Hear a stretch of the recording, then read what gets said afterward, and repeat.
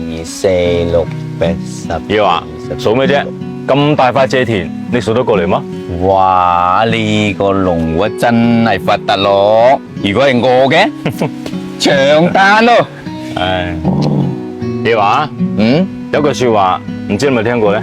嗯，你睇我好，我睇你好。可能你只睇到人哋嘅成果，但冇睇到人哋嘅付出。正所謂一分耕耘一分收穫，人生就冇咁多如果嘅，只有後果同結果。好多嘢都要靠堅持。我經常都話噶啦，做人唔係為有咗希望先係堅持，而係堅持咗先會有希望嘅。咁啊係啊，做種植嘅都好辛苦噶，又要淋水，又要施肥，又要除草，仲要睇天食飯。呢個農戶真係家制，咁大片資源。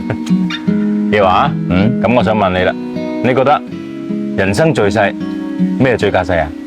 梗係搵到錢最家制啦。搵錢咧就固然重要嘅，但係搵得到錢又身體健康，咁先係最架勢嘅。咁啊係哦。所以咧，我哋做人要不卑不亢，向陽而生，做一個善良嘅人。走啊，過嗰邊睇下。